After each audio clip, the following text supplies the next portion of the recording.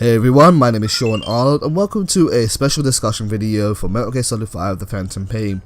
Currently on my channel I run a small series of Metal Gear Solid 5 side-up missions where I play through a side-up mission and discuss topics around the game that I'm interested in right now.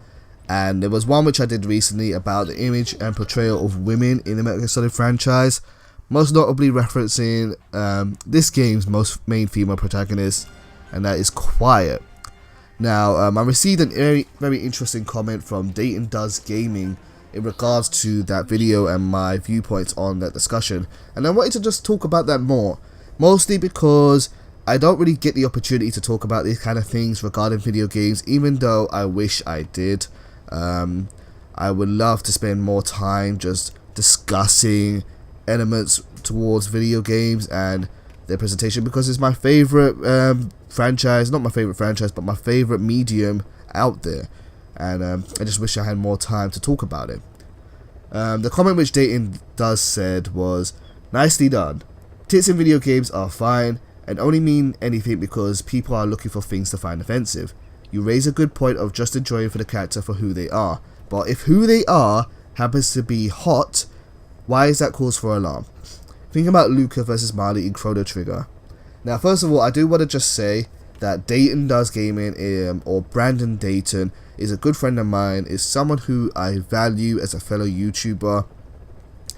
I don't know exactly when he started. I think he started maybe before me, but we've kind of both grown at the same pace. We've both grown up in this industry, and I really enjoy his channel, and I recommend it to you guys as well. If you guys enjoy the stuff which I do on my channel, I'm sure you'll enjoy the stuff that he does. He's way funnier than I am. His knowledge on Pokemon is amazing.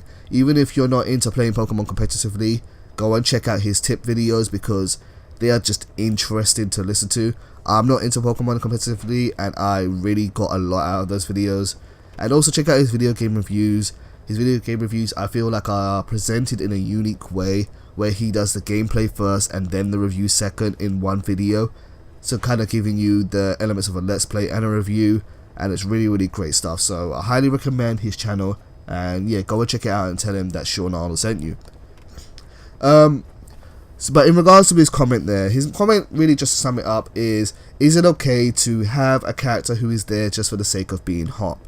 Now, my response to that is yes, it is completely okay to have a character who is just there to be hot. However, it brings certain more questions to my mind when I start to think of that. The first thing I think of is, one, this is a created medium. It's a medium where this has come from the imagination of a team or another individual, and so you kind of want to know, why is that there? It's not that the fact that the character just happens to be hot, it's that the character was created to be this way.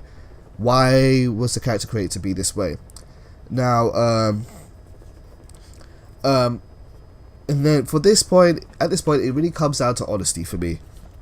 When there are many different products out there which shamelessly use eye candy, particularly females, but use women and men as a piece of eye candy in order to attract new customers or new users to their product. This was a big problem on YouTube a couple of years ago, where YouTube used to only just take in views and click rates in order to determine success, and so tons of people will put in suggestive thumbnails on their videos in order to get people to click them, and it would work for a while. You know, you could just put a set of boobs on a video and it was working, and you would get you tons of views. It didn't do too bad. However, often when that kind of strategy is used, it's used because the product itself is quite shallow and doesn't really give much in terms of quality for the end user. Now, is that the case for Metal Gear? Certainly not. Most definitely not. But a lot of people have a lot of high expectations of this franchise. As I said in the previous video, the Metal Gear Solid franchise has had some of the best female characters, not just in video game history in my opinion, but in movies and books. Just phenomenal. The Boss comes to mind really as a standout example. I also really like Strangelove and Sniper Wolf and Mel Silverburn. there's some really great females. So there's already that the bar is already set quite high for the Metal Gear Solid franchise.